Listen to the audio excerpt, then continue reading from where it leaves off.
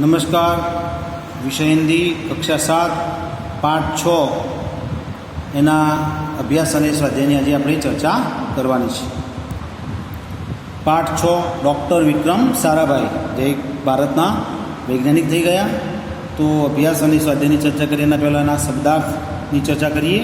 इरादा, विचार, संकल्प, लिफाफा, कागज की व चौकर, थैली जिसके भीतर चिट्ठी या कागज पत्र रखकर भेजा जाता है. ढेरों, बहुत, ज़्यादा, अधिक. लेस, सुसज्जित. अनुसंधान, आविष्कार, खोज, संशोधन. उपाधि, प्रतिष्ठा, सूचक पद. किताब. अभ्यास. प्रश्न 1. निम्नलिखित प्रश्नों की मौखिक चर्चा कीजिए. विक्रम साराभाई ने अपने नाम खुद क्यों चिट्ठियाँ लिखी होगी. प्रश्न 2. विक्रम साराभाई साइकिल पर विभिन्न कलाबाजियाँ करते थे. इस तरह आपको क्या करना पसंद है. तो तमारे मौखिक एनो जवाब आपवानो थशे. त्यार पछी प्रश्न 2. इस पाठ को ध्यानपूर्वक पढ़ते हुए विक्रम साराभाई के बचपन की घटना अपने शब्दों में लिखिए.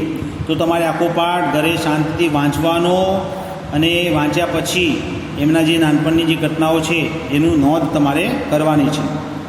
प्रश्न 3. निम्नलिखित शब्दों के अर्थ शिक्षक छात्र से पूछेंगे और छात्र शब्दकोश से अर्थ ढूंढकर उत्तर देने के लिए अपना हाथ खड़ा करेंगे.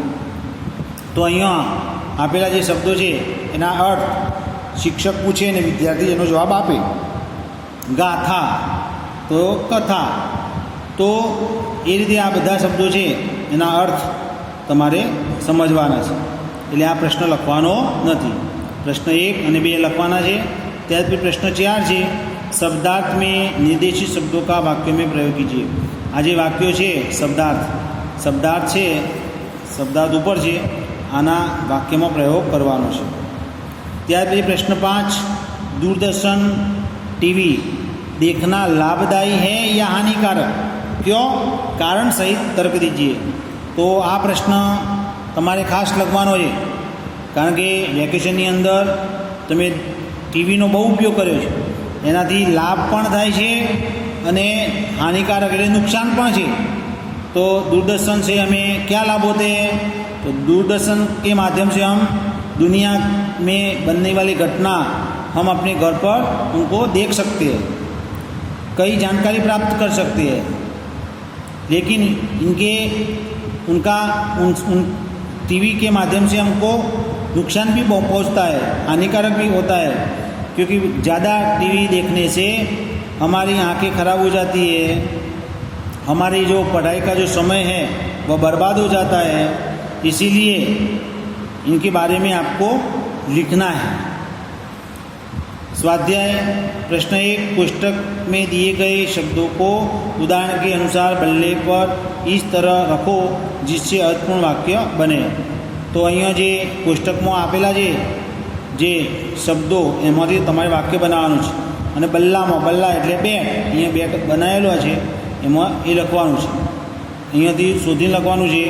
जे रीते उदाहरण आपेलुं छे भारतीय अनुसंधान केंद्र का गठन किया. तेवा शब्दों तमारे गोठवीने वाक्य बनावाना छे. प्रश्न 2 छे. निम्नलिखित एकवचन शब्द का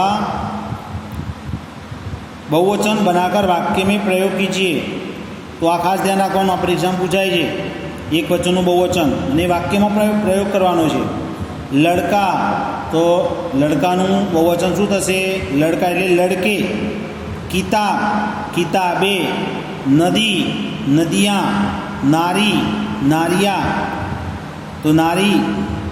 माली.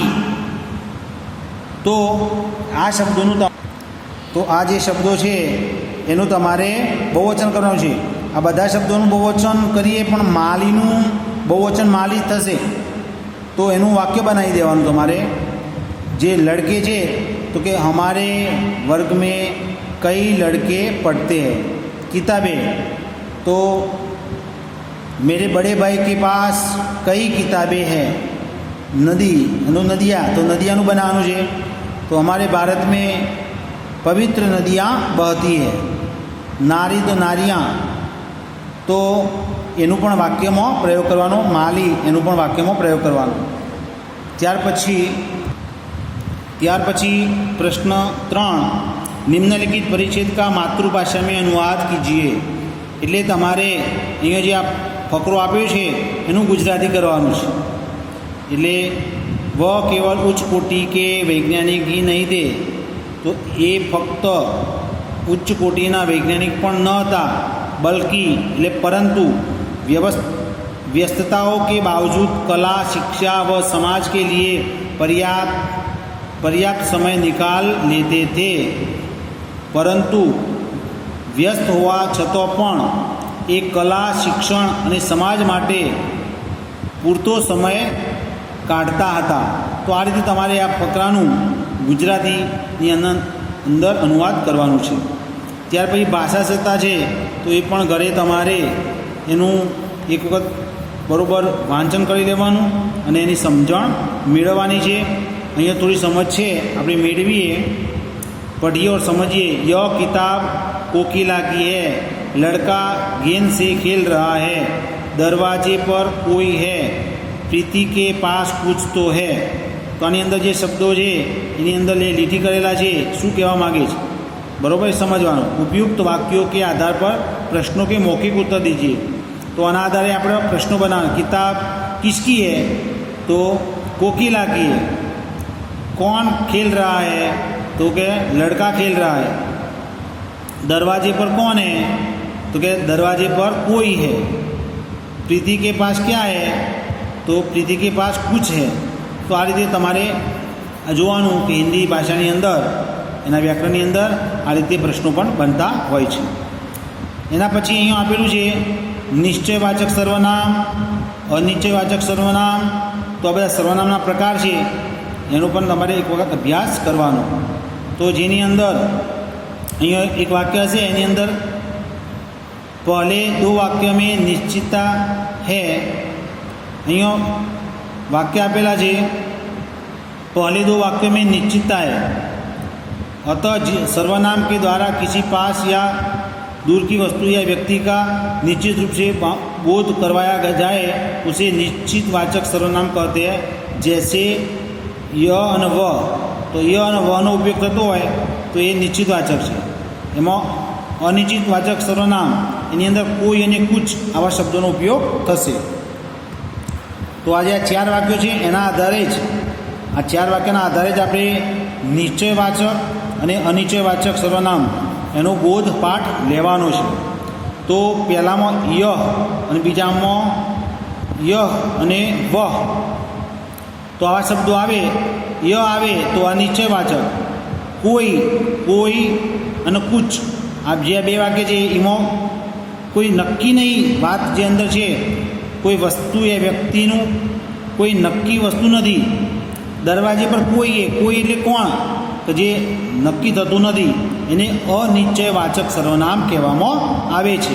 પ્રીતિ કે પાસ કુછ તો હે, કુછ સ્પષ્ટ થતું નથી કે શું છે, તો એને પણ અનિશ્ચિતવાચક સર્વનામ કહેવાય છે. તો આજે આપણે અભ્યાસ સ્વાધ્યાયની ચર્ચા કરી, થોડી ભાષાશાસ્ત્રની ચર્ચા કરી. તો તમારી ફક્ત અભ્યાસ અને સ્વાધ્યાય તમારી નોટબુકમાં સુંદર અક્ષરે લખવાની છે અને તૈયાર કરવાના છે. અસ્તુ.